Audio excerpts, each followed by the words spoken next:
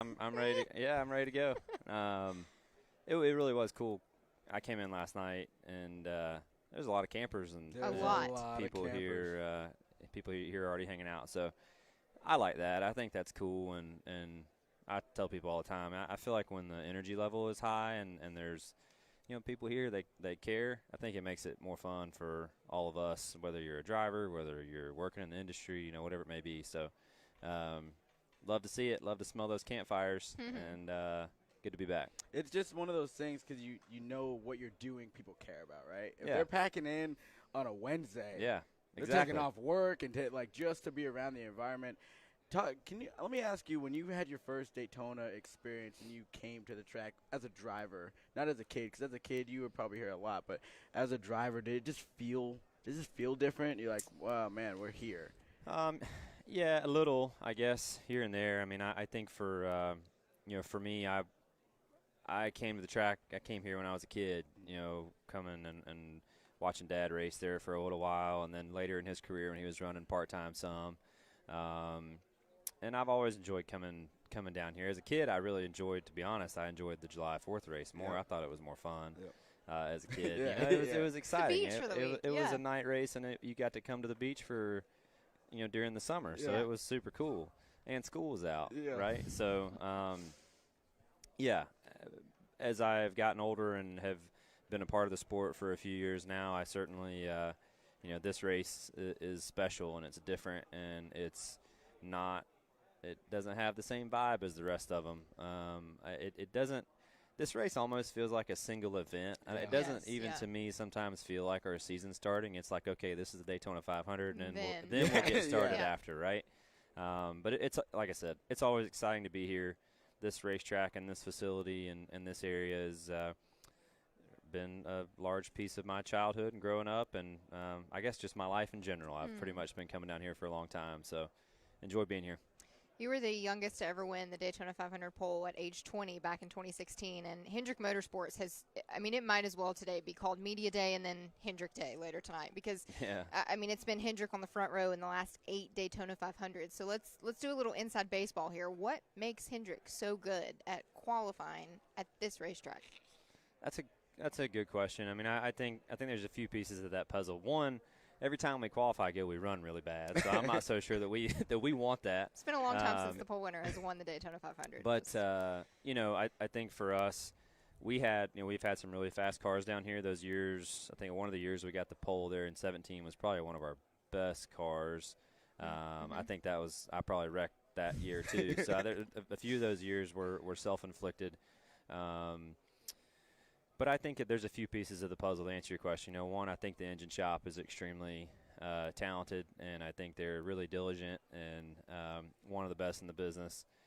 And they put a lot of effort in. And same goes with the aero department and the people mounting the bodies and just making sure every little fine detail is perfect. And that's what qualifying well here takes. And everything's got to be perfect. Everything has to be just that down to the exact final little touch. Yeah. And they put a lot of emphasis on it, and they're really proud of it, and it means a lot to the boss. And I think because of that, it's gone well. So we want to we want to qualify good. That's good and great. Me personally, I don't really care. I want to race good, and that's where my emphasis is. But tonight is really it's a reflection of the men and women that work at the shop, Yep. the work that they put in throughout the winter, and that to me is something to be proud of. It doesn't have as much to do with the driver or things of that nature to me, but it is a reflection of them, and I think because of that, it's meaningful. You talk about wanting your car to race well. What are you looking for out of your car, throughout the race? Like, what do you want to be able to do? Some cars are obviously good pushers, some are better out front. Like, which end of that spectrum are you usually shooting for? Yeah, I want to be on offense. And typically the people who are on offense are able to push, and they're able to be that person in the row that is like that early in the race. You're established as that car that if he's behind me, I'm likely going forward. Yep. And when people start picking you out of a group of 4 or 5 or 6, and you're bettering that person's odds of getting to the front, you're bettering your odds of being in a good position Right. when it matters. To me, it's about being on offense. I don't want to be dependent upon somebody to get me there. I want to be the person to do it. Yep. And that to me is what separates guys like Ryan and Denny and these guys who continuously win these races and put themselves in good positions. If you watch, they're always on offense. They're never relying on somebody else, and that to me is the difference. If you can find a way not to wreck, between the beginning and that point too. We always say that winning this race is career changing. You check the box of being a champion in this sport back in 2020, but for a driver, what exactly does it mean to win this race? Why is this race so Well, I don't different than know. all the other ones? I've never done it, so I don't know. But, I think this is just one of those races that it's one of those events that when you finish your career, you want to look back and say that you have won. And I think it's just it's a when people think of NASCAR, they think of the Daytona 500, right? I don't love the analogy of being the Super Bowl. I don't like that. That's not accurate at all, in my opinion.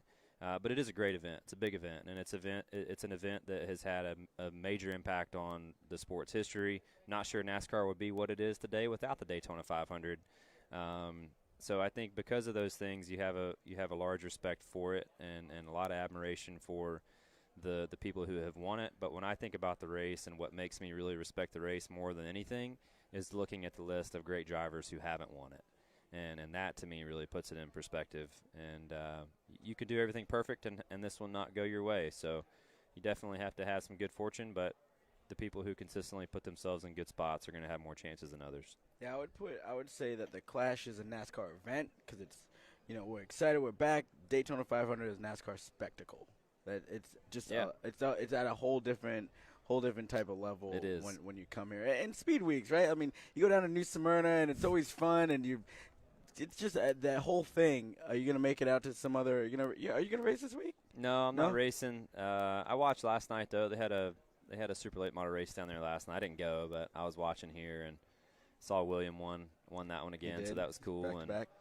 Yeah, so I don't have any plans to race this week, but I'm doing the truck race deal Friday. So, I got qualifying tonight, duels tomorrow. Busy week. Truck race Friday, and then I guess we have a little practice on Saturday, and then obviously get down to the real stuff Sunday. You haven't been in a truck in a while, have you?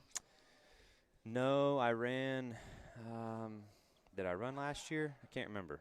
It feels like I ran somewhere last year. Yeah, I ran the dirt race at Bristol last year, and then prior to that, probably been a while before then. So, yeah, not sure what I think about doing that one, but Jake and them asked me if I would do it, so I couldn't tell them no, and appreciate them thinking of me and asking to help out. He turns 18 next week, so kind of sucks for him. I hate that he can't do it. So appreciate them asking. Happy to help, and hopefully we can get that team started off on the right foot for a solid season.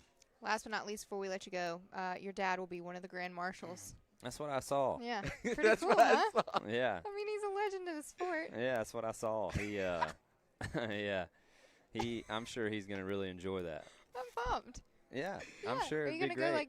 videotape it, or you got to be somebody will supportive? get it on camera, Aw, surely, right? come on. Yeah, I hope so. someone will get it. Yeah. How am I gonna video it? I don't know. Run out there, he did when you guys would sing. The Grand at Marshal Bristol. is like when Yeah. you start the car up, Yeah.